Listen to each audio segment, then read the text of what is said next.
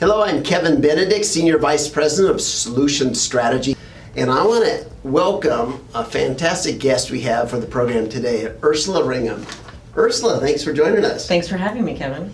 Ursula has a really interesting job and role at SAP that we're going to be talking about today. She is the Global Head of Influencer Marketing. Ursula, Wow. Tell me about that. What, in SAP speak, what does that mean? Well, in my speak, I would Okay. say that I get to work with a group of thought leaders. I call them trusted advisors. And these are people that can talk about the business challenges and successes our audience face. So it's a lot of thought leadership content that we're trying to build with these collaborators. Okay, so how do you find them? Like, what's your criteria for selecting somebody to be an influencer? Well, that's interesting you mention that, because I have on the personal side and then what we do at SAP. I'm someone that's always on social media. I've been in the social media space for 6+ years and worked with influencers on a smaller scale during that time. And I follow people. Okay. So I might be following some of you out there right now. All You don't right. know it. And what I do is I'll follow people and then I'll talk to other people that are in the know, because there's this whole community. Everyone kind of knows each other. And I also use tools at SAP. There's software tools out there that help you dive in and find different people by criteria. You can search by search words, hashtags, Okay. whatever you need. And that's how I find people, is just by reading their content, reading their tweets, reading their LinkedIn profiles, reading what they publish out there. And I'd like to do a big deep dive on who these people are, because they're going to represent our brand by their voice. Okay. We want to make sure that they're the right fit. That's beautiful. So I remember back in the day when I used to be very active on the SAP's community network, and they had scoring systems. If you help answer a question, if you publish an article and all that. And I was lucky enough to win some of the awards as biggest contributor a couple years in a row, I think, around enterprise mobility. But so that was one way of scoring. And then you have the SAP mentor environment, and those are kind of subject matter experts that get involved in different programs at SAP. Most of them don't work at SAP. And then you have the influencer program. How are those different? Well, it's interesting you mention that, because in my perspective, I see 5 pillars for influence. So we have the traditional influencers that I was just describing, kind of the business influencers, people that know a lot about, as I said, these business challenges. Maybe they're thought leaders in that area. And also they are a community. They have associations that they're with, organizations. That's the first pillar. The second is traditional analysts, right? Okay. So you have traditional analyst firms that might be like, an analyst for you out there that don't know this, it might be like a Gartner or an IDC or whatnot. But then you throw into the mix customers. Right, SAP customers are great influencers. You also throw in partners, because partners are part of the ecosystem that help us with our customers to use our software. And then you throw in employees.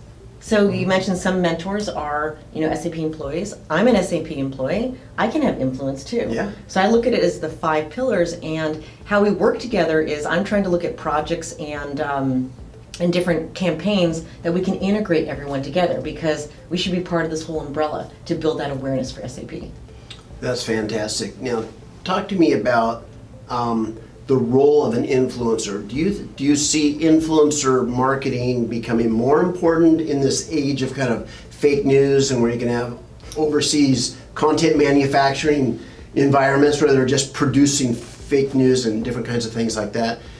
Do real influencers, are they more important to the ecosystem now or less important? Great question, Kevin. So the consumer side is very different from B2B. And you mentioned fake news. We have to be very careful of that these days. And Twitter has done an audit of itself where it's gone in there, and you'll have some influencers that might have 100,000 followers and suddenly they're down to like 30,000 because they had a bunch of fake followers. And so we're really cracking down on it. There are different tools out there we can use. So when I find an influencer, I definitely put them through this tool to see, what kind of followers they have. So in my opinion, though, in a marketing perspective, are influencers going to be more important? Yes. Okay. Right now, people don't necessarily trust brands. Okay. Who do they trust? They trust other people. And influencers are people that have a following because people trust their opinions. And if they're legit, those could be decades worth of followers that have been there for a long time. And when you look at their different channels, it's not just social media. It could be the blogging side of things. Obviously they could have a YouTube presence. They could be associated with some kind of organization. that has tons of followers and they have respect. So B2B is a little different because they have to know more about the technology side. They have to really know about the subject matter. It's not just taking out some lipstick and putting it on. Right, It looks right. good. It's not a pretty picture. It's not Instagram, where the photos are what everyone follows. It's the content that's important. So they can read and they can appreciate the expertise or the strategy Yes. they're reading from somebody, and that gives them credibility by themselves. Correct. They associate what they're saying with truth or with at least reasonable logic, and they follow them because they get value out of it. Yeah, and they base it sometimes on research that they've Yeah. had, and that's where when you ask like an ecosystem of influencers, like analysts could write these amazing white papers or research paper, and then you can have an influencer comment on it. Yeah. So you can merge the two together. Wow. So let's address some issues for the marketers out there. Where is the biggest value from having an organized influencer program where you are finding influencers and you put them in a program? Where's the real value and how do you measure that? So you measure the value. There's several ways you can do that. There's metrics that you can follow for anything from how many clicks, downloads, because usually with a influencer, you're doing some kind of campaign. So it might be a blog or a video, and there's a call to action. So you're leading someone to maybe a demand gen page. So that's a way that you can measure it. You can also measure by impressions if you're at an event with hashtags, and there's certain ways that you can track an actual influencer's tweets and how it relates to content that they're promoting that's yours. So there's ways that you can do that. But ultimately, like my view is, I want to build a world-class influencer program that will help SAP become a top 10 brand. Right. Now we're 17. Okay, and, you're close. And our share of voice, the more that it's heard, the more that it's echoed out there, the more that it's shared, that will be a success if we can kind of show how SAP is moving up the ladder there to being a top 10 brand. Okay, so you find in market influencers out there, you organize them, you have people responsible for kind of taking care of them and understanding them, who they are and what their impressions are, all that. But what do you do with them?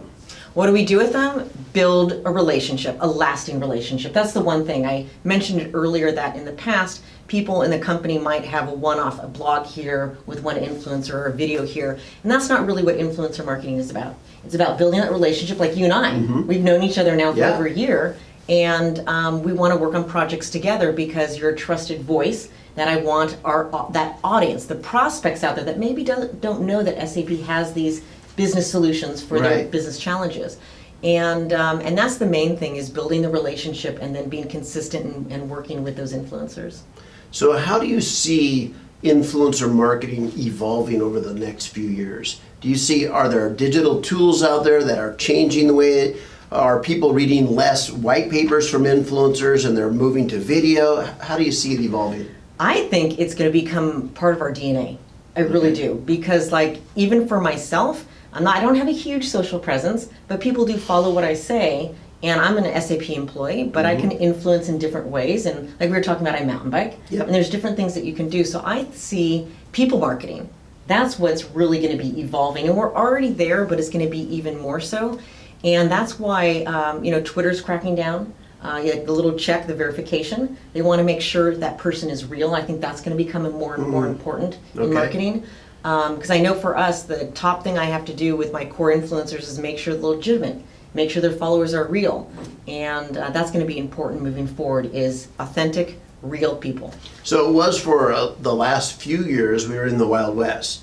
And matter of fact, there's some, I know, really, I would get ads sent to me daily by 100,000 followers in Twitter. And I didn't ever do that, okay? All you guys out there are real. Anyway, but everybody was trying to sell me lists of groups. So that's the easy button. That's nothing. But you can recognize those when somebody says they have 50,000 followers and they're following the same 50,000. It just. We also look at engagement and how you respond. And so if you see someone out there that only has one tweet once a month, you're like, what's going on? You're not really engaging, because each social platform has different ways of engaging with people. LinkedIn right now for B2B is great. We have, you interviewed Kevin Cochran like a month or two ago. He's our CMO for the customer experience side of the business. It used to be called Hybris. He's rocking it out there right now. On LinkedIn, he's sharing himself, his authentic self, about his running and biking, but then also about being a CMO and marketer. And he's someone I would definitely follow just to see how a true influencer, he's an employee of SAP, but he is creating influence. Absolutely, and he's a phenomenal person to interview. He's so much fun. Yeah. Man, so much energy. Energy, a There lot of was energy. electricity in the room. So thank you, Ursula, for sharing the kind of inside process on how SAP kind of manages influencer marketing, the value they find, and tactically how they actually implement. So thank you. Great, you're welcome. Thank you for having me. And I want to thank all you guys for watching the program today.